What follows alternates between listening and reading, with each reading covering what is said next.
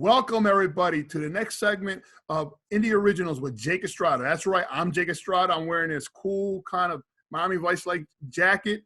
In a few minutes, we're going to have David Galiano come on to the show and talk about his awesome comic series with Mad Cave Studios called Savage Bastards. He lives here in the Sunshine State along with me. I've known David for a few years, and he's a pretty cool dude and a great father and a great friend and a very awesome creator. So, David, when you get a chance, chime in here and tell us a bit about what Savage Bastards is about. I can't wait to hear. Here we go, David.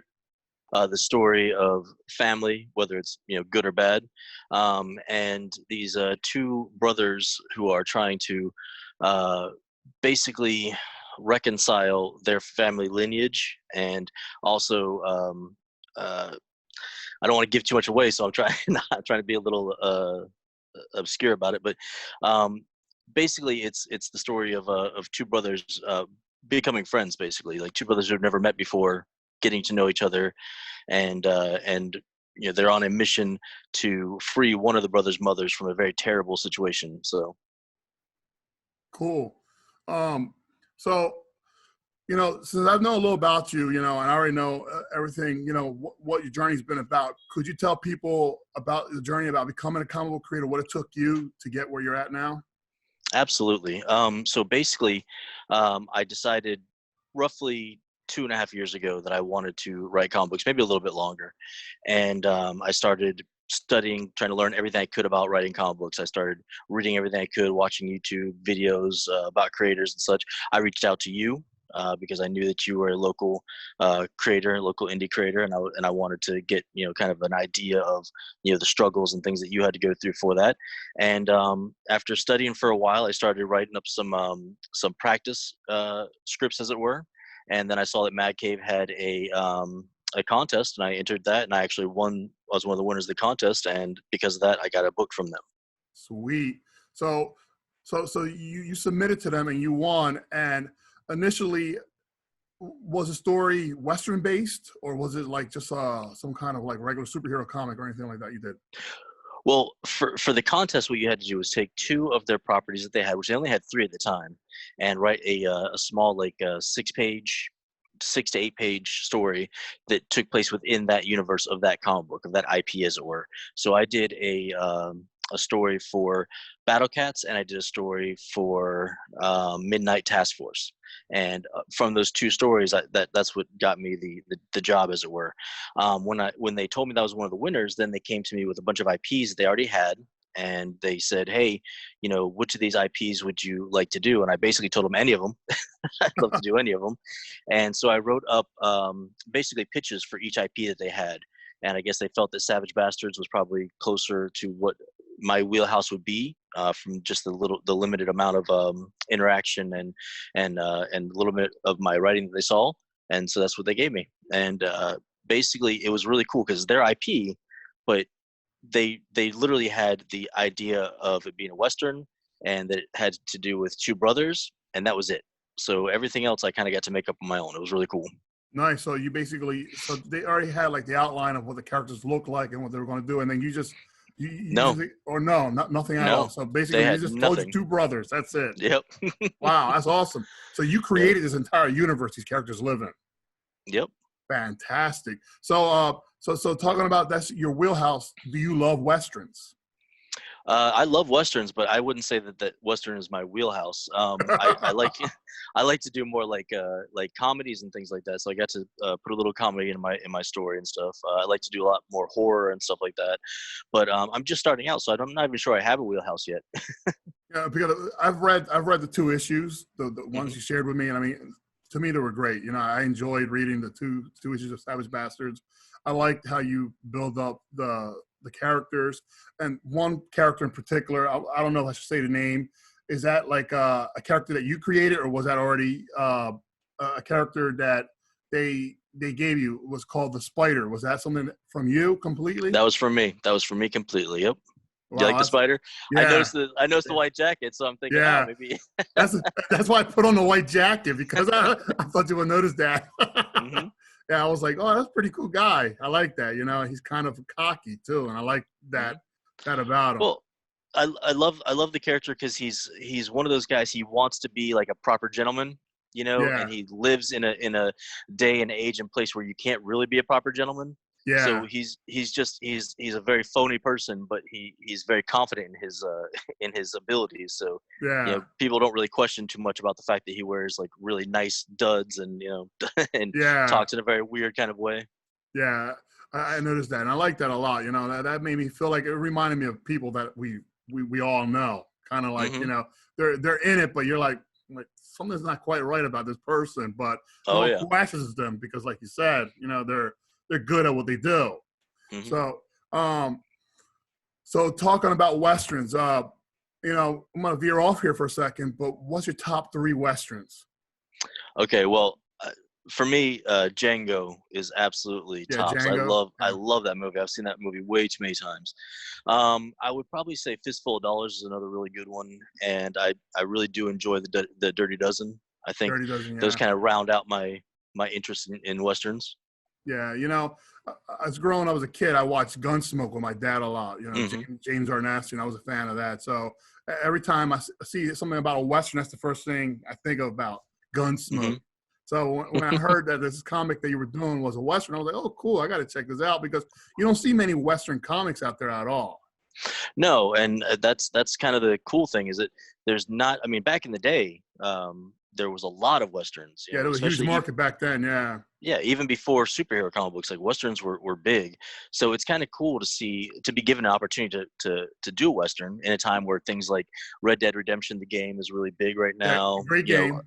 Mandalorian, which is basically a western, Yeah, is you great. know big on TV. Yeah, So it's kind of cool to do a western in a time where people seem to be looking for that kind of story. You know, they're looking for westerns now, and I'm happy to bring it back in comic book form where it belongs. You know, I mean, westerns still belong in comic books today. So it was really cool to be able to bring back a little bit of the nostalgia and the history. And if you look at those covers, they're painted to look kind of like the old school western covers would have. You know, that kind of pulp noir western kind of mix in art form. So Carlos, the artist on the book, did a fantastic job with that, making it look like that old school western comic book.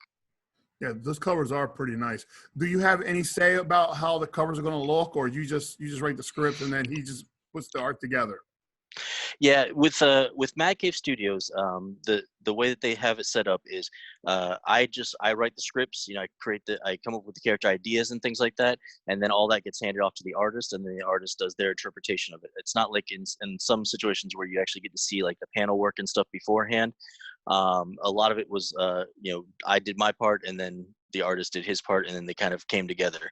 I it was a different way for me to create comic books because it's not the way that I had studied how to do it. But at Yeah. the same time, the artist, Carlos Angeli, he did such a good job at interpreting what I was writing that there, like, even if I wanted to, I don't think I could have nitpicked enough things in there to make it worth like even seeing the panels before they were done. You know what I'm saying? Yeah. So he just got the idea. He got it from day one, and he created just these beautiful panels and pages and you know layouts and everything that you know I was just blown away. It was fantastic. Cool. Um, so when you got so every time you seen the pages, you pretty much are like blind until the book's either printed or they show you the process of what's going on. I got to see the pages, so I could go back and fix or change dialogue. Okay. That was pretty much it. You know, I kind of had to morph my dialogue around the art. It's kind of like the Marvel way a little bit. You know, Okay. when you Yeah. hear like how Stan would kind of like be like, "Oh, here's the idea," the artist And would then the go artists go and and do their job. draw and then fill in the And then dialogue. exactly. When it came back, then he filled in the dialogue. So it was kind of like working in the old school Marvel way, which I mean, it wasn't bad. It wasn't a bad experience at all. It was just not the way I'd studied it. So it took me a couple tries to really get you know how to do it. But yeah, you know, by seeing it is a great collaboration between the artist and writer. Like it looked like you guys meshed and it looked like you guys Hmm. had sat down and talked it all out. You know, by reading through the first two issues that I've gotten so far. So Hmm. is this book a limited series or a ongoing series? Yeah, it's a 5-issue limited series. That's pretty much what Mad Cave does. They do like 5 to 6 issue limited series, and I think it's a great idea to do it that way Yeah, because they are indie books, you know, and there aren't too many indie books that you. I mean, there's probably not a lot of indie books you can think of on the top of your head that go into these long runs, you know. yeah, most don't know.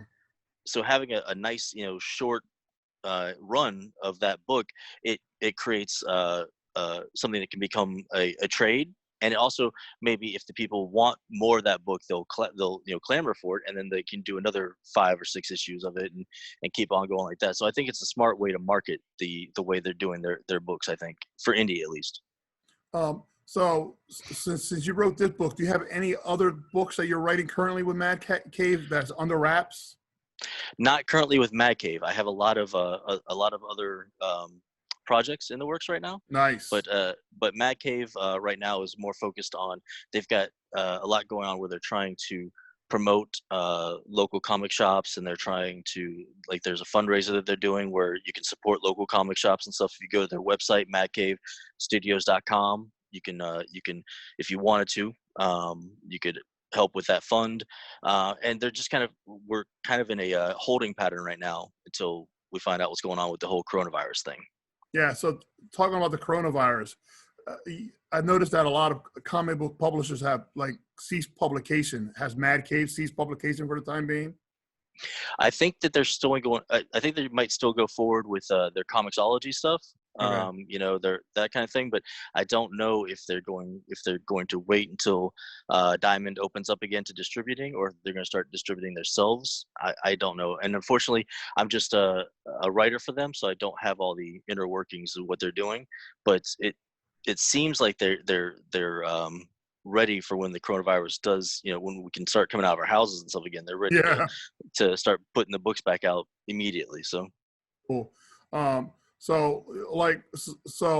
know you don't know the inner workings of Mad Cave, but this whole thing with Diamond not distributing the comics, and then there's been a few upstart comic book publishers deciding to self-publish, along with some bigger ones deciding to find alternate distributors. How do you feel about that? Is that exciting, or is that a bad thing? I think that's amazing. Honestly, I think that Diamond has been kind of the monopoly for comic books for so long. I mean, back in the day, back when I first started reading comic books, they did direct distribution and things like that, and you get these cool special books that were directly from the big studios or from other studios in general. There's a lot more benefit for the comic book stores and stuff like that to do this whole kind of direct to the comic book stores marketing, because they got more out of it.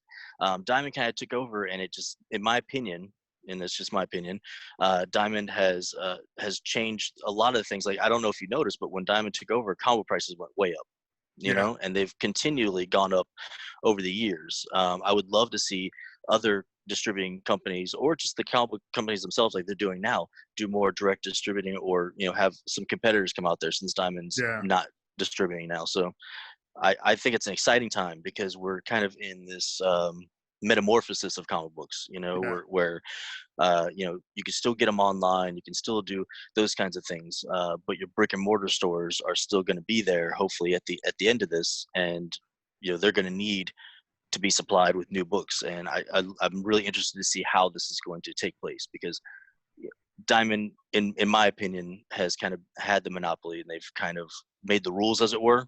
And I'd love to see how things change in the future, like what kind of benefits the brick and mortar stores might get from getting different distributing agencies, or from directly getting from the actual comic book store, the comic book companies.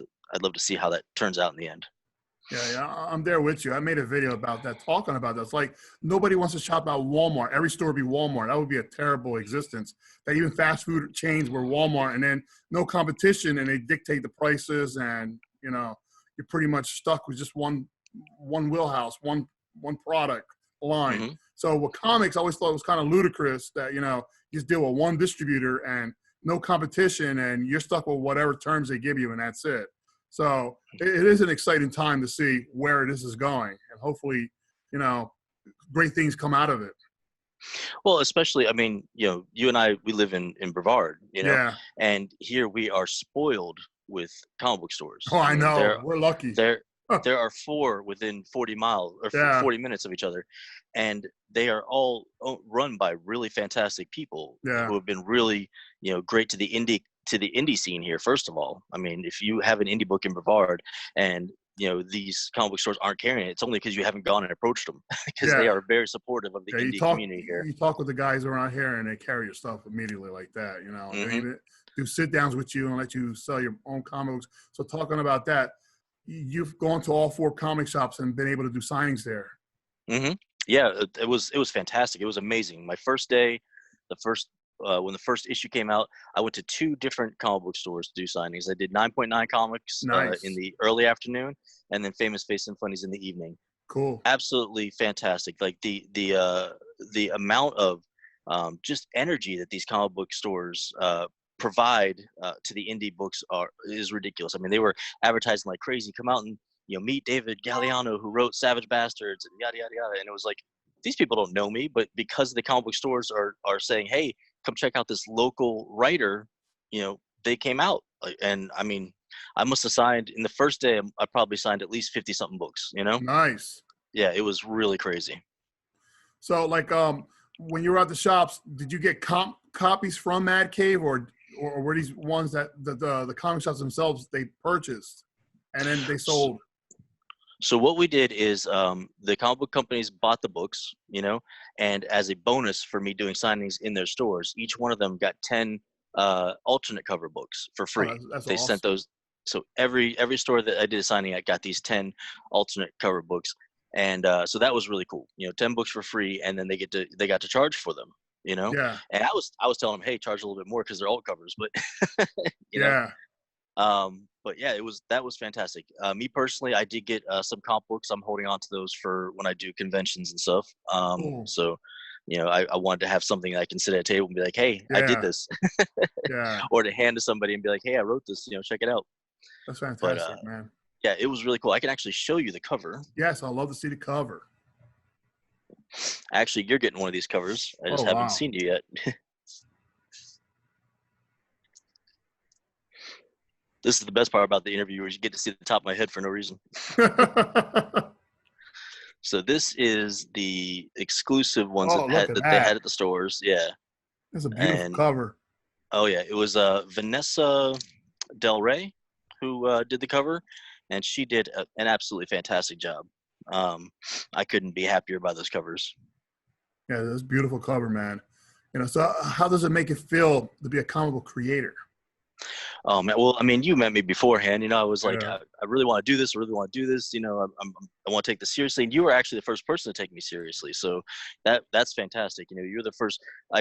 Besides my own fiance, you're the first person who's actually in the creative, field, who actually is writing comic books and making comic books. So said, hey, you can do this. I was like, oh my god, this is amazing. So Yeah. to now be able to say, hey, I am a indie creator.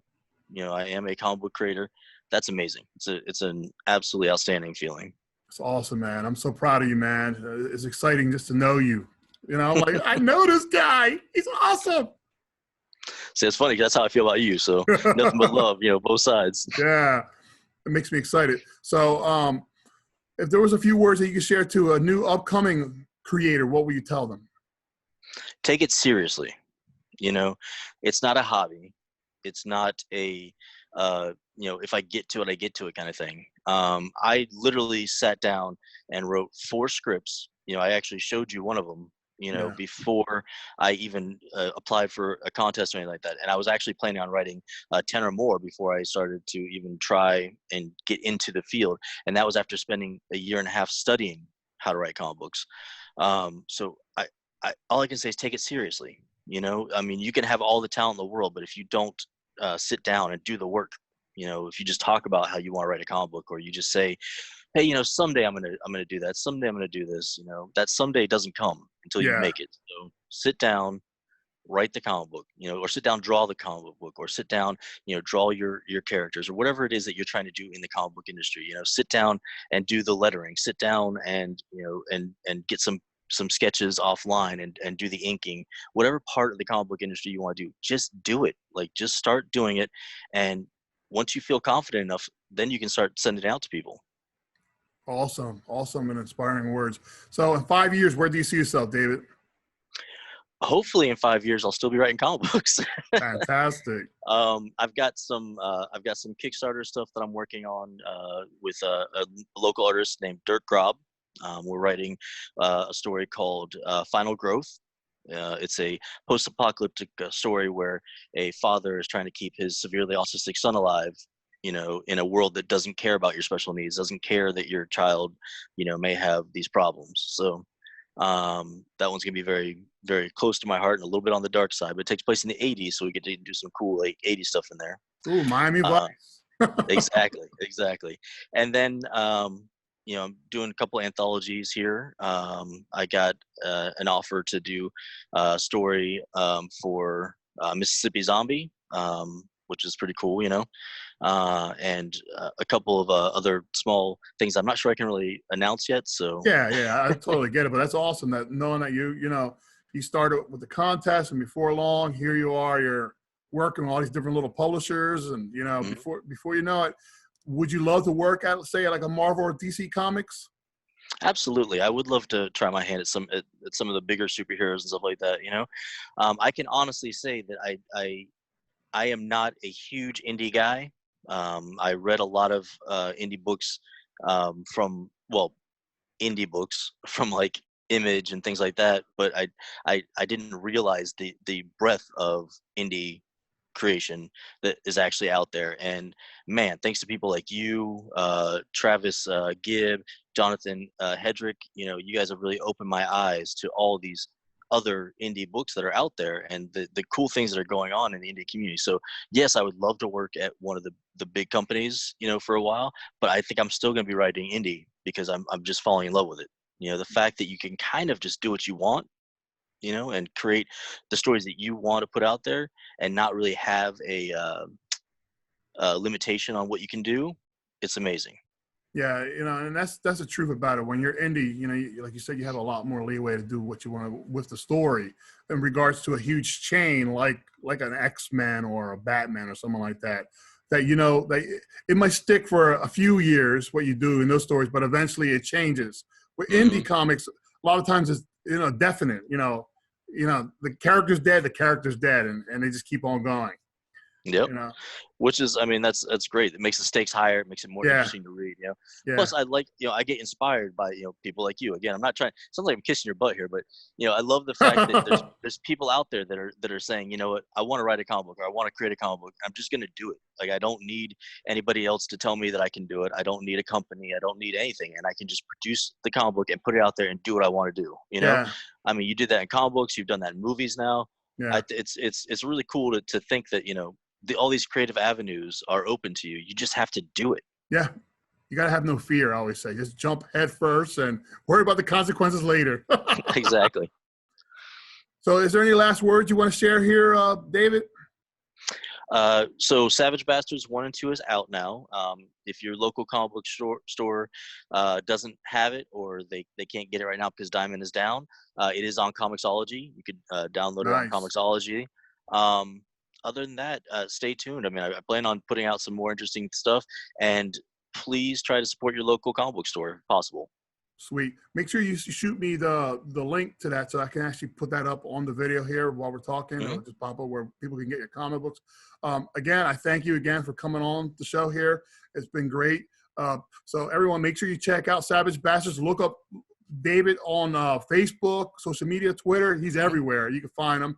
And make sure you go to madcave.com. Is that what it is? Madcave.com? I believe it's MadCaveStudios.com. Yep. MadCaveStudios.com, everyone. So check it out. This is Jake Estrada with Indie Originals. Talk to you guys soon. Peace. Thank you again, David. Bye.